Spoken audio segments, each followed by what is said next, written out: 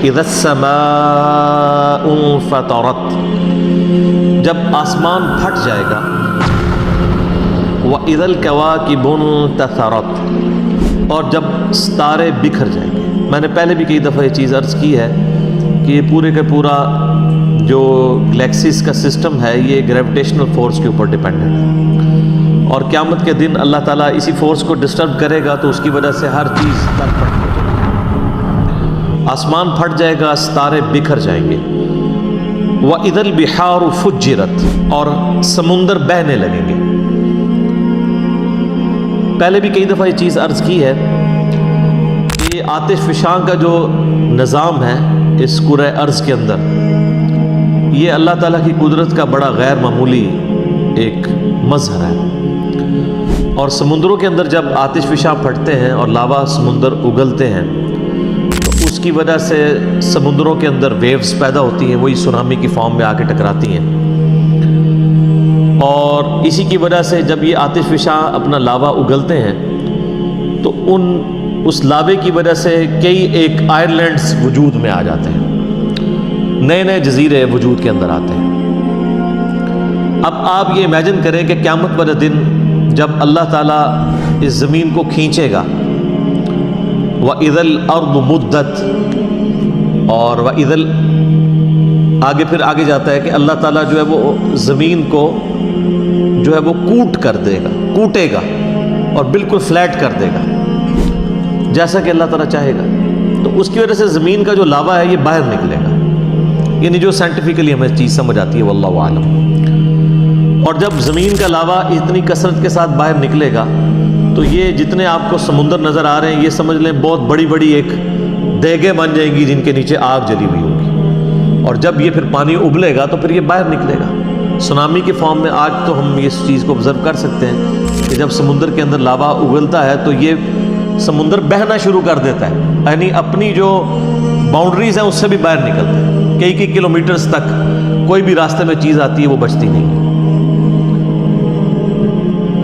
تو یہ اسی نقشے کو کھینچا جا رہا ہے کہ قیامت والے دن سمندر جو ہیں وہ بہنا شروع کر دیں گے، یعنی اس طرح ان کے نیچے گرمائش والا معاملہ ہوگا۔ وَإِذَا الْقُبُورُ بُعْثِرَتْ، اور جب قبریں زیر و زبر کر دی جائیں گی، اکھاڑ دی جائیں گی قبریں، ظاہر ہے قبروں سے مردے باہر نکلیں گے، اور پچھلی صورت میں ہم پڑھ چکے ہیں کہ اللہ تعالیٰ یعنی ان کا ایسا کوئی سافٹ ویئر فٹ کرے گا کہ وہ سب کے سب جو ہے وہ میدان محشر کی طرف جمع ہونا شروع ہو جائیں گے۔ عَلِمَتْ نَفْسٌ مَّا قَدَّمَتْ وَأَخَّرَتْ، ہر جان لے گی جو کچھ اس نے آگے اعمال بھیجے تھے یا پیچھے چھوڑ کر آیا تھا اپنے اثرات، یعنی کئی لوگ ہیں وہ اپنے اعمال تو آگے بھیجتے ہیں اور ساتھ ہی ساتھ دین کا ایسا کام کر کے جاتے ہیں کہ پیچھے اس کے اثرات باقی رہتے ہیں، جو لوگ اس کے اوپر عمل کرتے ہیں اس کا ثواب بھی اسے ملتا ہے، اور اگر وہ برے اعمال چھوڑ کے جاتے ہیں تو اپنا وبال تو چکھیں گے، جو پیچھے چھوڑ کے جائیں گے ان کا وبال بھی انہیں چکھنا پڑے گا۔ صحیح مسلم میں حدیث ہے کہ اللہ کے محبوب صلی اللہ علیہ وآلہ وسلم نے فرمایا، جس نے اسلام میں کوئی اچھا طریقہ جاری کیا تو جتنے لوگ اس کے اوپر عمل کریں گے اس کا ثواب اسے ملے گا۔ اچھی بدعت نہیں، سنتن حسنتن، اچھا طریقہ، جیسا کہ میں کہتا ہوں امام بخاری نے ایک اچھا طریقہ جاری کیا کہ نبی علیہ السلام کی احادیث کو کتابی شکل میں لکھا، حدیثیں وہی تھیں کتابی شکل میں، تو یہ ایک اچھا طریقہ ہے۔ اور آج کے دور میں اس کا اچھا طریقہ ہے کہ عربی سافٹ ویئرس بنائے گئے ہیں احادیث کی کتابوں کے، قرآن حکیم کے، اینڈرائڈ ایپس بن چکی ہیں، یہ سب کے سب اسلام میں اچھے طریقے ہیں۔ پہلے لوگ گٹھلیوں کے اوپر پڑھتے تھے، تسبیح کے دانوں پہ پڑھتے تھے، اب اس کی ماڈرن فارم جو ہے وہ الیکٹرانک کاؤنٹر کی شکل میں، یہ اسلام میں ایک اچھا طریقہ ہے۔ تو جس نے اسلام میں اچھا طریقہ جاری کیا، جتنے لوگ اس پر عمل کریں گے اس کا ثواب اس کو ملے گا اور ان کے اپنے ثواب میں بھی کمی نہیں ہوگی، اور جس نے اسلام میں برا طریقہ جاری کیا تو جتنے لوگ اس پہ عمل کریں گے اس کا وبال اس پہ ہوگا اور ان کے وبال میں بھی کمی نہیں آئے گی۔ یہ حدیث صحیح مسلم میں ہے۔ اور صحیح مسلم میں ایک اور حدیث ہے کہ نبی صلی اللہ علیہ وآلہ وسلم نے فرمایا، جس شخص نے کسی کو ہدایت کی طرف رہنمائی کی تو جتنے لوگ اس راستے پہ چلیں گے اس کا ثواب اس شخص کو ملے گا، یعنی اس کائنات میں سب سے زیادہ نامہ اعمال میں جس کے ثواب جا رہا ہے وہ امام اعظم محمد رسول اللہ صلی اللہ علیہ وآلہ وسلم، جنہوں نے پوری انسانیت کی رہنمائی کی ہے ہدایت کی طرف، اور جس شخص نے گمراہی کی طرف رہنمائی کی تو سب لوگوں کا وبال اس پر ہوگا اور ان کے اپنے وبال میں بھی کمی نہیں آئے گی۔ ایک تو معنی اس کا یہ ہے کہ ہر جان جان لے گی کہ جو اس نے نامہ اعمال اللہ کے حضور بھیجا تھا اور جو پیچھے نامہ اعمال چھوڑ کے آیا تھا، اچھا یا برا۔ اور ایک دوسرا معنی بھی اس کا بنتا ہے، علمت نفس ما قدمت و اخرت، ہر جان جان لے گی کہ جو کچھ اس نے مقدم رکھا اور جس چیز کو مؤخر کیا، جس چیز کو اس نے پرائورٹی دی اور جس نے اس کو پرائورٹی نہیں دی، کس چیز کو؟ یعنی ایک شخص دنیا کی زندگی کو ترجیح دیتا ہے اور اللہ کو اور آخرت کو پیچھے ڈال دیتا ہے، تو وہ شخص پھر وہ دیکھ لے گا کہ دنیا میں جو اس نے ترجیح دی تھی نا دنیا کی زندگی کو اور اللہ کو پیچھے ڈال دیا تھا، اس کا وبال چکھ لے گا۔ اور جس نے اللہ کو ٹاپ پرائورٹی دنیا کی زندگی میں ترجیح اول مانا، یعنی اللہ کو آگے رکھا، دنیا پیچھے رکھی، تو اس کی جزا بھی دیں گے۔ تو یہ دونوں معنی بیک وقت درست ہیں۔ عالمت نفس ما قدمت، ہر جان جان لے گی جس چیز کو اس نے مقدم کیا، جس چیز کو اس نے پرائورٹی دی، وہ اخرت، اور جس کو پیچھے چھوڑ دیا۔ کسی نے اللہ کو پیچھے چھوڑا، دنیا کو ترجیح دے دی، کسی نے اللہ کو ترجیح دی اور دنیا کو پیچھے چھوڑ دیا۔ یا ایھا الانسان ما غرک بربک الکریم، اے انسان تجھے کس چیز نے دھوکے میں ڈال دیا اپنے اس کریم رب کے بارے میں، یعنی وہ رب جو کہ اپنی شان کے لائق اپنی باہیں پھیلائے ہوئے ہے کہ کوئی شخص اس کی رحمت میں داخل ہو جائے، اس رب سے تم دور بھاگے۔ کس چیز نے تمہیں دھوکے میں ڈال دیا؟ وہ چیز ظاہر دنیا کی محبت ہے، وہ بار بار قرآن حکیم میں اس چیز کا ذکر آتا ہے، اور اس چیز کو جو یوٹیلائز کرتی ہے پرسنالٹی، وہ شیطان ہے۔ شیطان اور دنیا کی محبت، یہی دو چیزیں ہیں کہ جو انسان کو اللہ سے غافل کرتی ہے۔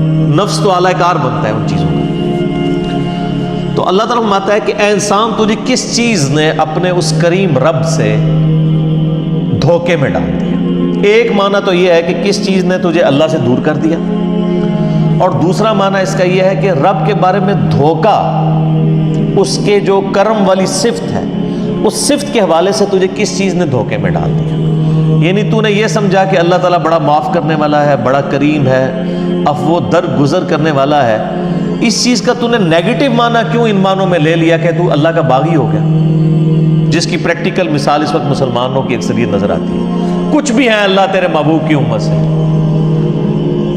یہ دھوکے میں ڈالا ہوا ہے نا۔ اللہ کا جو کرم ہے، اللہ کی جو رحمت ہے، اس کے معاملے میں شیطان نے ہمیں دھوکے میں ڈال دیا۔ ہم نے اس چیز کا یہ معنی لے لیا کہ اب اللہ تعالیٰ کی اطاعت تو کرنی نہیں، خوب نافرمانیاں کرنی ہے، وہ تو ہے ہی کریم ہے، معاف کر دے گا۔ یہ معنی بھی بیک وقت اس میں درست ہے۔ یا ایھا الانسان ما غرک بربک الکریم، کس چیز نے تجھے اس کرم والے رب کے معاملے میں دھوکے میں ڈال دی؟ یعنی تجھ سے کوئی اللہ نے عہد لے لیا کہ تو خوب نافرمانیاں کر اور بغیر توبہ کے مر جا اور میں قیامت دن تجھے بخش دوں گا۔ تو نے اس کی رحمت کا ناجائز فائدہ اٹھانا شروع کر دیا۔ یہ معنی بھی بیک وقت اس میں درست ہے۔ الذی خلقک فسواک فعدلک، وہی اللہ ہے جس نے تجھے پیدا کیا اور خوب تیرا تسویہ کیا، درست کیا، اور پھر ہر چیز کو معتدل بنایا۔ یہ ایک آیت کے اندر ایسی قیامت مضمر ہے کہ گھنٹوں اس پہ بولا جا سکتا ہے۔ میں نے ایک لیکچر دیا ہے، who is Allah in the light of latest scientific facts, Allah کون ہے جدید سائنسی حقائق کی روشنی میں۔ مسئلہ نمبر 60 ہے میرا، 60 نمبر، کہ اللہ تعالیٰ نے ہر چیز کو اتنی پرفیکشن کے ساتھ بنایا ہے۔ آج بھی آپ دیکھ لیں، کوئی سائنٹسٹ، آپ نیشنل جغرافک چینل کھول کے دیکھ لیں، ڈسکوری کھول کے دیکھ لیں، یا آپ اینیمل پلانٹ دیکھ لیں، ہمیشہ جب بھی کسی اللہ تعالیٰ کی بنائی ہوئی جو مخلوق ہے، کریشن ہے، اس کو جب بھی ڈسکس کیا جا رہا ہوتا ہے نا، تو اس کی جو کوالٹیز ہیں وہ ڈسکس ہو رہی ہوتی ہیں۔ آج تک آپ نے کبھی یہ پروگرام کو ایسا سنا ہے کہ یہ ڈسکشن ہو رہی ہو کہ شعر کے اندر یہ والی خامی ہے، اگر یہ نہ ہوتی نا تو یہ پرفیکٹ ہوتا ہے؟ ہمیشہ یہ ڈسکس ہو رہا ہوتا ہے کہ شعر کے اندر یہ جو کوالٹیز ہیں، اس کا فائدہ اس کو اس طرح ہوتا ہے، اس معاملے کا اس طرح ہوتا ہے، یہ چیز اس کے لیے بینیفیشری تھی۔ اسی طریقے سے مگرمچھ، کروکوڈائلز ڈسکس ہو رہے ہوتے ہیں تو بتایا جا رہا ہوتا ہے کہ ان میں یہ کوالٹیز پائی جاتی ہیں، یہ چیز اس کی اس کام آتی ہے، یہ چیز اس کی اس کام آتی ہے۔ ہمیشہ پازیٹیو ایفیکٹس ہی ڈسکس ہو رہے ہوتے ہیں۔ اتنی پرفیکٹ یہ کریشن ہے کہ جب سائنٹسٹ بھی اس کو ڈسکس کر رہے ہوتے ہیں تو وہ ہر ایک چیز پازیٹیو انداز میں ڈسکس کرتے ہیں۔ کبھی کوئی چیز نیگیٹولی ڈسکس نہیں ہوتی. اور انسان تو پھر اس کی کریشن کا کلائمیکس ہے. انسان کو جب ڈسکس کیا جاتا ہے تو ایک ایک چیز اس کی ڈسکس ہوتی ہے. آپ دیکھیں کہ اللہ تعالیٰ نے انسان کو کتنا فلیکسیبل بنایا. سب سے بڑی کوالٹی جو ہے نا انسان کی, اس کی فلیکسیبلٹی ہے. آپ دنیا میں کوئی بھی مشین بناتے ہیں نا, اس میں فلیکسیبلٹی نہیں ہوتی ہے. اب مثلاً یہ میرے یعنی ہاتھ میں گھڑی ہے, اس کے اندر جو جو چیز ہے وہ فکس ہے. اگر میں تھوڑا سا ایسے ٹیڑھا کروں گا تو یہ ٹوٹ جائے گی. لیکن آپ اپنے پیٹ کے اندر دیکھیں اللہ تعالیٰ نے کتنے انسٹرومنٹس رکھے ہیں. آپ چاہے ایسے بیٹھ جائیں ایسے بیٹھ جائیں, اس اعتبار سے معدہ اپنے آپ کو ایڈجسٹ کرتا ہے. جگر, گردے, وہ فکس تو نہیں ہے, اپنی جگہ تو اس کی ہے, لیکن وہ پیٹ کے اندر اس کی اپنی فلیکسیبلٹی ہے. یہ آپ کو انسان کی بنائی ہوئی کسی چیز میں یہ فلیکسیبلٹی نظر نہیں آئے گی. وہ اسی فریڈم آف ایکسپریشن سے باہر نہیں نکل سکتا. ڈگری آف فریڈم اسے ہم اپنی میکینیکل یعنی انجینئرنگ میں کہا جاتا ہے. اسی جو ڈگری آف فریڈم ہے اس کے اندر رہتا ہے, اس سے باہر نہیں جا سکتا. لیکن انسان کی آپ فلیکسیبلٹی دیکھ لیں کتنی زیادہ ہے کہ اسی ایک پیٹ کے اندر اتنے انسٹرومنٹس رکھ دیے ہیں, لیکن وہ اپنی اپنی جگہ جو ہے وہ ایڈجسٹ کرتے رہتے ہیں. پھر دیکھیں اللہ تعالیٰ نے جتنی چیزیں بنائی ہیں, کوئی چیز بھی ہمارے جسم کے اندر نوکدار نہیں بنائی ہے. ہر چیز گول ہے. کوئی چونچ نکلی ہوئی ہے کسی کی, ایون اگر یہ ناک کی بھی چونچ ہے یہ بھی آگے سے گول ہے. انگلیاں بنائی ہیں, کسی انگلی کی چونچ ہے گول ہے. ہاتھوں کو آپ دیکھ لیں, اس چیز کو دیکھ لیں, ہر جگہ آپ کو گولائی نظر آتی ہے. کان ہے تو گول ہے, یہ تو نہیں ہے کہ چوکور بنے ہوئے. اور اس کے اندر حکمت یہ ہے, اگر یہ چیزیں نوکدار ہوتی تو آپ کو بھی ڈسٹرب کرتی, دوسروں کو بھی ڈسٹرب کرتی. اسی لیے ہماری میکینیکل انجینئرنگ میں تو جب بھی کوئی مشین ڈیزائن کی جاتی ہے نا, تو اینڈ پہ اس کے اوپر فلٹ لگایا جاتا ہے, اس کے جتنے کارنرز ہیں نا ان کو گول کیا جاتا ہے, یا ایٹ لیسٹ شیمفر کر دیا جاتا ہے. جس طرح کہ میں نے ٹیبل کو شیمفر کیا ہوا یہاں سے, یہ کونا چبھے نہ کسی کو, شارپ کونا نہ رہے بلکہ کم ہو. تو آپ دیکھتے ہیں جب کبھی بھی اس طرح یعنی چیزیں نٹ بھی ڈیزائن کیے جاتے ہیں تو ان کے کارنرز بھی اینڈ پہ جا کے گول کر دیے جاتے ہیں, کسی کو چبھے نہ. تو یہ نیچر سے انسان نے لرن کی ہے ساری چیزیں.